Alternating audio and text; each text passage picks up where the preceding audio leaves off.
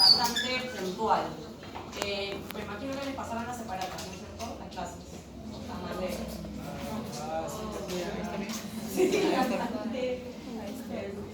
A nuestra sede sí, pero es cosa de la delegada. Yo no sabía nada. Oye, díganle a la delegada, yo no sé, ustedes tienen su propio delegado que tienen que hablar con ella.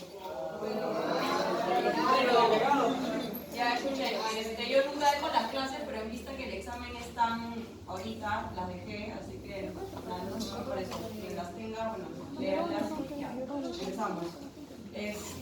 Artritis reumatoide deben haber visto todos en sus rotaciones, que es una enfermedad crónica sistémica de etiología desconocida. Básicamente, la afección que te da es una poliartritis simétrica, siempre, la definición es esa, acuérdense de esta definición, lo que afecta son articulaciones periféricas y fases cardíacas, como sabemos, lo que se produce son destrucciones del cartílago junto con erosiones óseas, es por eso que las articulaciones se transforman. A ver si por favor no hablan por ahí, pues vamos rápido. Bueno, epidemiología es la prevalencia mundial 0.8, más frecuente en mujeres, cualquier raza por igual, a excepción de los indios Pima y algonquianos que tienen mayor incidencia, la relación mujer-hombre es 3.1 y el inicio más frecuente entre los 40 y 50 años. La entropatogenia, deben haber visto esto en otras enfermedades, se asocia con el HLA, que es el antígeno leucocitario humano DR4. Como ven acá, el antígeno leucocitario humano es un antígeno que está en absolutamente todas las superficies de las células de nuestro cuerpo. Y en el caso de la artritis reumatoide, aquellos pacientes que tengan el DR4, así sea como el 1 o el 14, tienen una mayor asociación o predisposición a sufrir artritis reumatoide. Obviamente este no es el único determinante, también hay determinantes ambientales como el tabaquismo, infecciones asociadas como micoplasma, eczema virus, citomegalovirus, parvovirus y rubiola, y también la producción de superantígenos después de que uno se ha infectado, ya sea con estreptococo, estafilococo, micoplasma artritis. Esto significa que para que alguien tenga artritis reumatoide es una conjunción de varios factores, no solamente el HLA, sino también factores sistémicos asociados y ambientales. La patogenia, si no está totalmente bien comprendida, miren, no se aprenden esto, realmente yo no les voy a preguntar esto, pero quiero que lo entiendan para su vida. ¿Qué significa que tengas AR, que es un individuo susceptible, en el cual se desencadena un proceso patogénico y donde se producen citoquinas inflamatorias anormalmente, así como otros mediadores inflamatorios?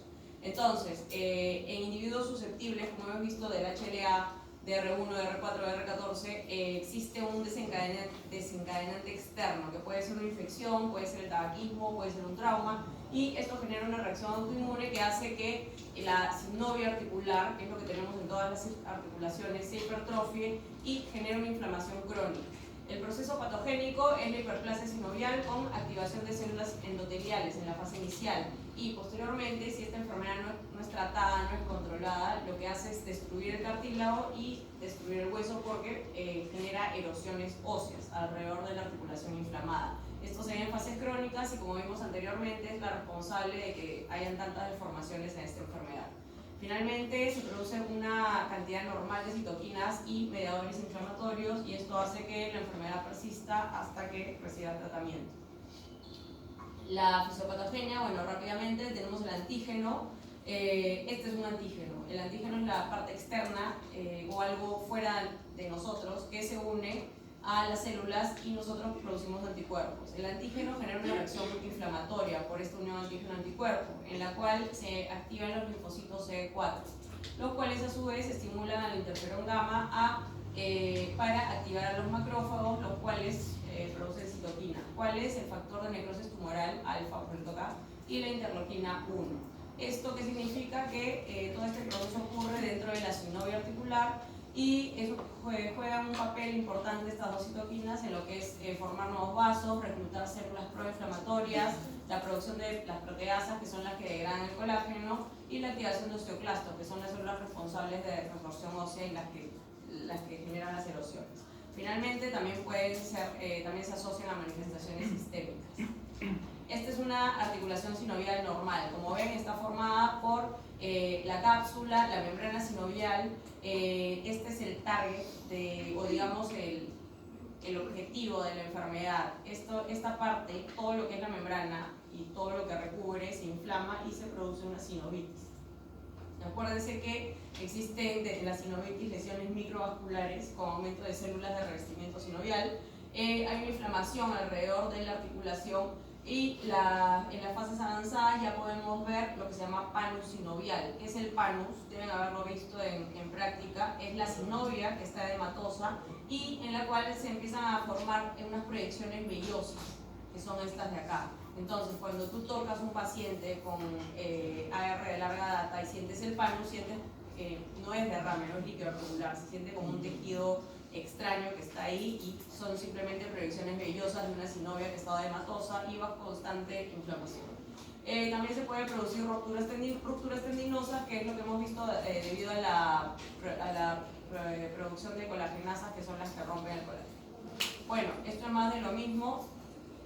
Artritis reumatoide, esto es lo que sucede en fases avanzadas, afecta cualquier articulación, más que nada manos y pies. Me imagino que saben el nombre de cada articulación, saben cuál es la articulación las articulaciones, mejor dicho, que más se afectan en la mano en AR. Muy bien, metacarpofalángicas proximales, las distales. Muy bien. Cuadro clínico, a ver, la mayoría de gente inicia un cuadro insidioso con síntomas generales, como malestar general, puede ser febrícula, se siente cansado, siente rigidez en las manos, y al final lo que sucede es que la artritis reumatoide genera una poliartritis simétrica, en donde manos, muñecas, rodillas, pies, en general, cualquiera de estas articulaciones, pero sabemos que las más afectadas son las metacarpofalángicas, las interfalángicas proximales y las metatarsofalángicas en los pies. Ojo, no afecta articulaciones interfalángicas distales, y dentro de las articulaciones más grandes generalmente los síntomas pasan a ser después de las pequeñas, es decir, lo más frecuente que se ve es que la artritis empiece en manos, a veces en pie, y generalmente después puede afectar una rodilla o un codo. Como ven, se caracteriza por artritis, inflamación articular, hinchazón, dolor, rigidez matutina más de una hora. Todo esto nos hace pensar en inflamación y es un cuadro simétrico. Generalmente te da una rodilla y después va a la otra rodilla, una mano y la otra mano. No necesariamente el mismo día, pero en el mismo periodo de tiempo afecta ambos lados de las extremidades. Como vemos acá, la desviación ulnar de los dedos es algo que se produce en fases más avanzadas, cuando ya ha habido destrucción y subluxación de las metacarpofalángicas. Es por esto que las personas con AR avanzada que vemos al menos en el hospital son pacientes que ya tienen deformaciones. Esto resulta ¿por qué? Por la debilidad del extensor del carpo ulnar, que es este músculo que ven acá, y si esto está débil, entonces no hay nada que la muñeca va a estar en una desviación radial y los dedos hacia el otro extremo. Es por esto que pueden ver una mano que tiene una forma en Z. Esto causa que los tendones de los dedos jalen en dirección cubital. Acá vemos más imágenes de esto. Y bueno, vamos con las deformaciones de los dedos más conocidas, digamos, en AR. Como hemos visto con la gente de mi sede, tenemos el dedo ojal o dedo botonier. Esto se produce por la flexión de la interfalange proximal, como ven acá en la A, y la hiperextensión de la interfalange distal. Esto es bastante típico. Podemos ver acá dedo botonier, dedo botonier, dedo botonier. Nuevamente, el dedo en cuello del cisne es el segundo dedo, deformación de dedo, mejor dicho, más frecuente en AR. Acá lo que sucede es que tengo una hiperextensión de la interfalángica proximal con una flexión de la interfalángica distal. Entonces me da esta apariencia, que vendría a ser el cuello de cisne. Esto también se puede ver en el primer dedo de las manos, que solo tiene dos articulaciones. Y el dedo de martillo finalmente, que es simplemente la flexión de la interfalángica distal, por eso se llama dedo de martillo. Ahora, signo de la tecla del piano, que también lo hemos visto en el hospital, es secundario a la destrucción del ligamento colateral ulnar, llevando al estiloide cubital flotante. Esto se llama signo de la tecla. Lo han visto, me imagino, cuando presionan la parte de la muñeca, que es estiloides cubital, se hunde. ¿Todos lo han visto? ¿Todos han visto algo de los dedos? Que no sé las otras sedes, pero hay caras que creo que no han visto nada, pero bueno, les cuento. A ver, el compromiso radiológico. Bueno, ya saben leer placas, imagino, el ABC, A, alignment, tienes que ver la alineación del hueso. B, te fijas en cómo está el hueso. Generalmente en la artritis vas a ver osteoporosis yuxta articular. ¿Qué significa yuxta articular? Que alrededor de la inflamación, de la articulación inflamada, se va perdiendo el tejido óseo. ¿Por qué? Porque hay un foco inflamatorio. Esto puede ser inclusive de inicio temprano y no hay periostititis ni osteofitos. ¿Estás grabando? Sí, tienes que preguntar antes de grabar. ¿Sí? Preferiría que no me grabes porque le estoy dejando la clase, preferiría que escuches. ¿Sí?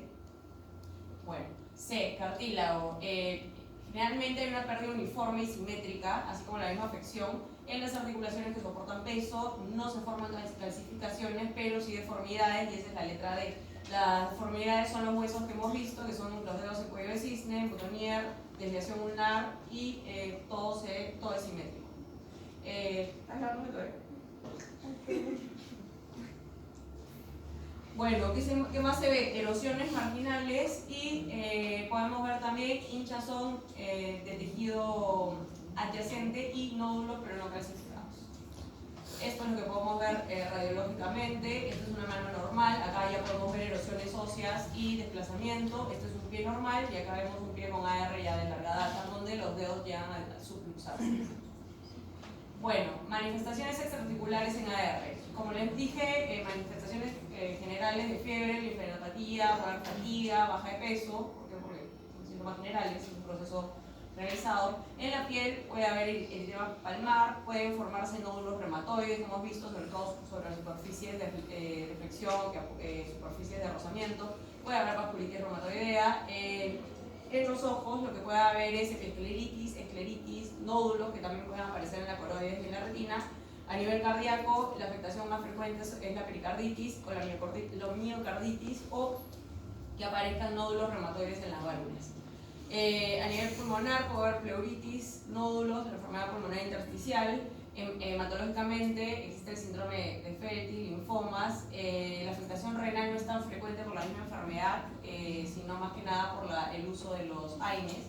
Y otras condiciones asociadas, bueno, dentro de esta está el síndrome de Sjögren, la amiloidosis, la presencia de osteoporosis y aterosclerosis, que lo vamos a ver más adelante. Primero, nódulos reumatoides, la frecuencia es de un 20-35%. Estos nódulos tienen un área central que está formada por una necrosis fibrinoide, como si fuera una vasculitis, pero rodeada de histocitos, y en el área periférica lo que veo es tejido conectivo. No duelen, pueden crecer bastante, se dan típicamente en pacientes con AR que son factor reumatoideo positivos y se asocian a una enfermedad un poco más severa. ¿Dónde están? En las superficies extensoras del brazo, en la búrsola craneana, sobre articulaciones o puntos de presión. Pueden tener otras localizaciones, como hemos visto, pueden aparecer a nivel coroides, a nivel de válvulas cardíacas, pueden aparecer en cualquier parte del cuerpo. Y generalmente se forman durante la fase activa y pueden resolverse o disminuir mientras mejora la enfermedad. Nuevamente, nódulos reumatoides, como ven, pueden tener cualquier localización, pueden estar en las manos, hasta en los codos, búrsola craneana, porque aparecen en zonas de presión.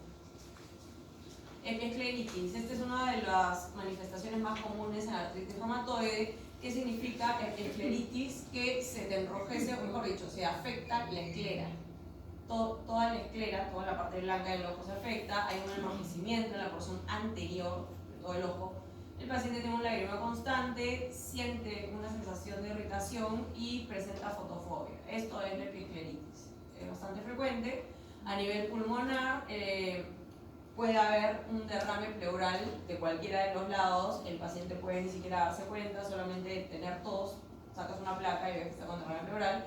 Y también, miren esto, se pueden formar nódulos reumatoides como los que hemos visto en la piel, pero a nivel pulmonar. Esto también es bastante frecuente. Vasculitis reumatoide, como cualquier otra vasculitis, sino que esta es un tipo de vasculitis asociada a enfermedad sistémica como la R, eritema palmar, y finalmente a nivel hematológico tenemos el síndrome de Fetty.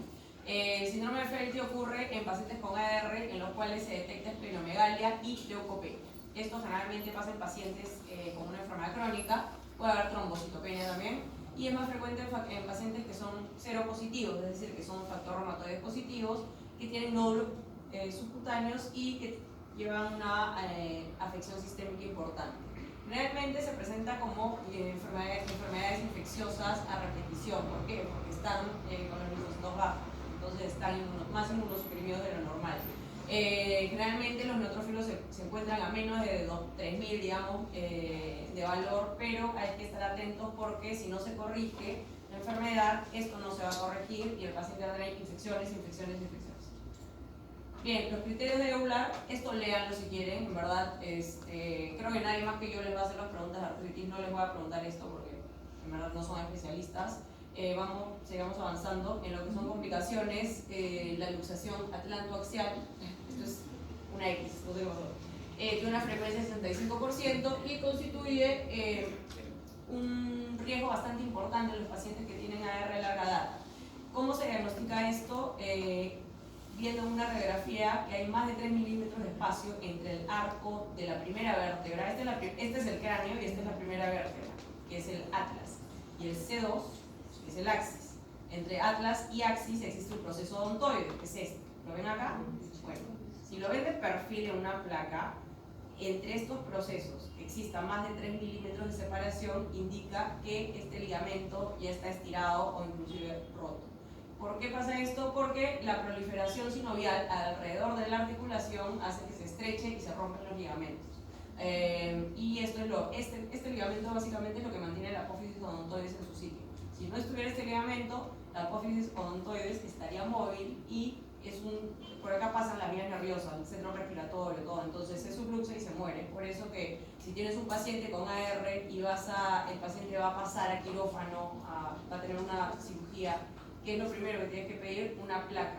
¿Por qué? Porque al momento de intubarlo, si este ligamento está luxado, se muere el paciente en la camilla. Entonces, es importante hacer una buena historia clínica y sobre todo tener la referencia de que no tiene ningún problema a nivel atlantoaxial, entonces se puede operar bien. ¿Hasta ahí tienen alguna pregunta? Bueno, nuevamente esto siempre pies en radiografías en flexión, extensión. Lamentablemente acá no se ve bien, no se ve como en una radiografía, pero para que lo tengan en cuenta. Finalmente, el tratamiento se basa en, primero, analgésicos antiinflamatorios. El más común uso es acetaminofén, que es el paracetamol, y los AINES, bueno, cualquiera. Dentro de los AINES tenemos desde los más antiguos, luego COX-1, COX-2 selectivos. Después los FAME, que son los medicamentos, los DMARDs, las drogas asociadas al tratamiento de artritis reumatoide, que son muchas. Tenemos ahora los fármacos biológicos y finalmente los glucocorticoides. Mi intención no es preguntarles tratamiento en sí, porque eso es más para la especialidad, pero me imagino que después de ya un mes de rotación estarán familiarizados con los fármacos que se usan. Estas son las guías, las últimas guías que tenemos del ACR y el EULAR 2015. Lo primero que tienes que hacer en una artritis temprana, que se define como una artritis de inicio menor de 6 meses, es iniciar con un DIMARC, que es el fármaco modificador de la enfermedad. El más común y usado es methotrexate. Otras opciones son leflunomida, sulfasalazina, hidroxi. Puedes considerar utilizar glucocorticoides a baja dosis de corto plazo. Y finalmente, después de 1 a 3 meses, controlas cuánta actividad tiene el paciente. Si está funcionando todo bien, perfecto. Si no, consideras una combinación.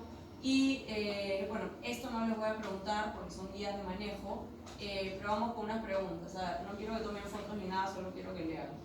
¿Cuál es el compromiso articular en artritis reumatoide? ¿Qué marca? Más fuerte.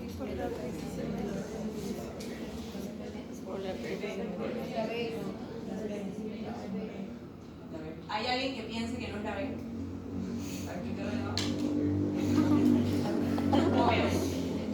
Listo. A ver, si tienes un paciente con AR, ¿cuál es el tratamiento inicial? Lean bien, o sea, lean bien y con lógica. O sea, ya tienes un paciente con AR, algo tienes que hacer. La B. A ver, digan, letras. B. Levanten la mano. ¿Quién dice A? ¿Quién dice B? ¿Quién dice C? D. Ninguna. Ya. A ver, la respuesta es la B. quien marcó está bien, les explico por qué.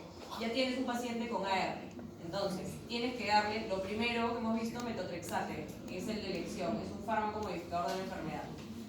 De ahí, la prednisona y los AINES, en verdad, acá en esta pregunta son un factor confusorio. ¿Por qué? Porque les he resumido el caso clínico, voy a poner, lo que tienen que saber es que puedes dar AINES, puedes dar prednisona por un corto periodo de tiempo, pero metotrexate es la clave acá. AINES y relación en un mes, listo, tu paciente se va a deformar. AINES, prednisona, control en 6 meses, le diste socorridos al paciente, se va a deformar y se ve con otro médico y te van a llamar al juzgado. Prednisona de 10 diarios, control en un mes, nada, te estás matando. Ninguna, tampoco. La opción claramente es la B. Así que espero que se acuerden de esto.